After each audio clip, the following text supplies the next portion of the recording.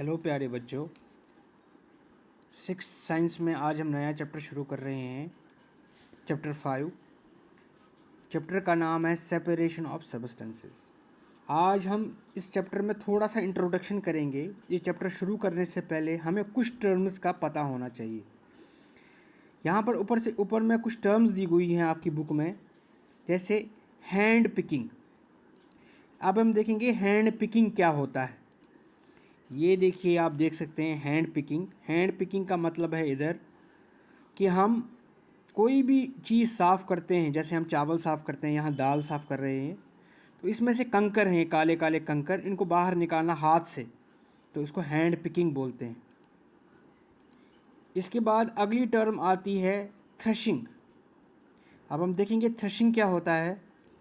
ये थ्रेशिंग होता है, इसमें यह आपको पता होगा क्योंकि हमारे यहाँ कश्मीर में भी जो चावल है वो हम ऐसे ही थ्रेश करते हैं।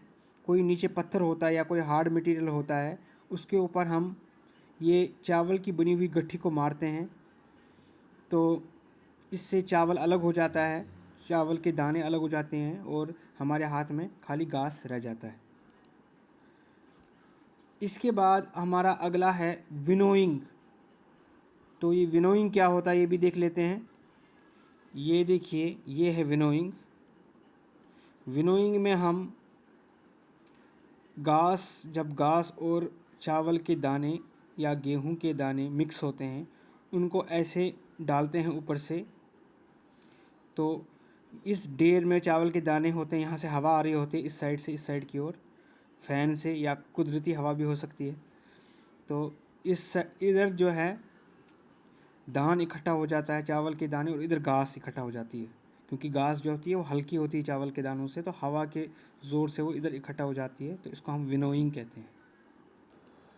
इसके बाद अगला है सीविंग। तो सीविंग देख लेते हैं क्या होता है। ये आप देख सकते हैं, हर घर में हमारे पास आटे की छानी होती है, इसके अंदर हम आटा छानते हैं, तो इस प्रोसेस को, आटा छानने की इस प्रोसेस को हम सीविंग बोलते हैं इंग्लिश में, ठीक है। इसके बाद अगला है हमारा सेडिमेंटेशन। तो सेडिमेंटेशन देखते हैं क्या होता है। ये आप देख सकते हैं, जब हम पानी में रेत जैसी कोई मटेरियल डालते हैं, रेत या चाक और पानी मिक्स करते हैं, तो वो ऐसे मिक्स हो जाता है, लेकिन वो सॉल्युबल नहीं है, वो उसमें गल नहीं जाता। इसमें गलन आत्मस कहीं कुछ देर के बाद हम देखते हैं पानी ऊपर रह जाता है, और जो इनसॉल्युबल इम्प्योरिटीज़ हैं, जो सॉल्युबल नहीं होती, सॉल्युबल नहीं हैं पानी में, वो नीचे रह जाती हैं, तो उसको सेडिमेंटेशन में ऐसे नीचे चीज़ें रह जाती हैं। अगर आप गिलास जार में चॉक का पाउडर मिक्स करेंगे तो कुछ देर के बाद आप देखेंगे वो नीचे रह जाता है, तो इसी को कहते हैं सेडिमेंटेशन। अब अगला है डिकंटेशन। जो डिकंटेशन है वो सेडिमेंटेशन के साथ ही रिलेटेड है। ये देखिए, यहाँ पर नीचे सेडिमेंट जमा हो गया है। अब हम क्या करते हैं, इनको सेपरेट करते हैं। सेपरेट कैसे करेंगे, जैसे चॉक और पानी हमने मिक्स किया, वो थोड़ा सा मिक्स हो गया लेकिन डिज़ोल्व नहीं हुआ, कुछ देर के लिए हमने रखा, तो चॉक जो है वो नीचे बैठ गया, ऊपर पानी, तो पानी को अलग करना इस चॉक से, इसी प्रोसेस को, इसी तरीके को हम कहते हैं डिकंटेशन। उसके बाद अगला है फिल्ट्रेशन। फिल्ट्रेशन देख लेते हैं। ये देखिए, ये प्रोसेस है फिल्ट्रेशन। इसमें कीप के अंदर हम फ़िल्टर पेपर लगाएंगे या कुछ ऐसी चीज़ लगाएंगे जिसके बीच में से, जैसे हम अगर चाहते हैं, फॉर एग्ज़ाम्पल हम चाहते हैं कि हम दूध में से क्रीम अलग निकालें, या हम चाहते हैं कि दही में से जो मोटा है वो हिस्सा अलग निकालें, पानी अलग निकालें, तो उसके लिए हम नीचे फ़िल्टर पेपर रखेंगे, कीप लेंगे। ये शीशे का कीप भी हो सकता है, गिलास फनल भी हो सकती है, या फिर कोई प्लास्टिक का कीप भी हम यूज़ कर सकते हैं। अंदर फ़िल्टर पेपर लगाएंगे इधर, ताकि पानी सीधे नीचे न जाए। तो सॉल्यूशन इसमें डालेंगे, चाहे वो पानी मिक्स हो, दूध हो, दही हो, डालेंगे। नीचे हम देखेंगे फिल्ट्रेट मतलब वो चीज़ जो हम नीचे बच गई और ऊपर हमारा रेजिड्यू आएगा, जो सॉलिड होगा, ठीक है।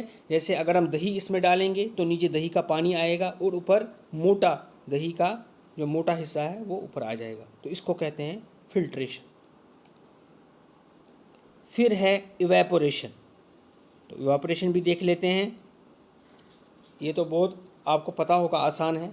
पानी जब भी उबलता है हमारे घर में तो वो ऐसे भाप बन जाता है, ऐसे यथ वनान जो बोह इस कशर पट, तो भाप जो बन जाता है, इसी प्रोसेस को हम कहते हैं इवेपोरेशन।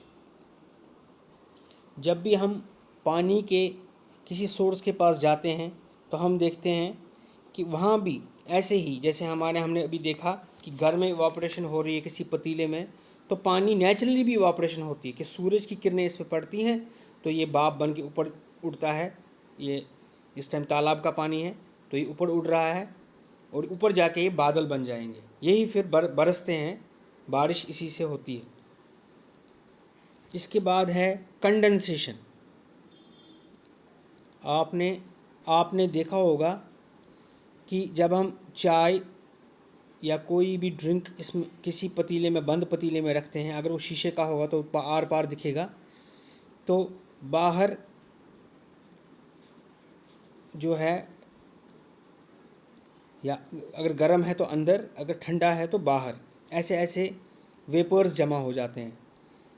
इसी प्रोसेस को जब कि वेपर वापस वाटर बन जाता है, वाटर वेपर वापस वाटर बन जाता है, उसी को हम कंडेंसेशन कहते हैं। जब इवापोरेशन होती है, जब इवापोरेशन जिस बर्तन में हो, अगर उस बर्तन के ऊपर आप ढक्कन रखोगे तो उस ढक्कन पे भी वो बूंदें जमा हो जाएंगी, उसे भी कंडेंसेशन कहते हैं। इधर देखिए, ये ठंडे पानी का गिलास है, इसके बाहर भी वेपर्स जमा हो गए हैं बाहर से, तो ये भी कंडेंसेशन है। तो इसी के साथ आज हम इतना ही पढ़ेंगे। ये थोड़ा इंट्रोडक्शन था, उसके आगे हम आगे पढ़ेंगे, ठीक है।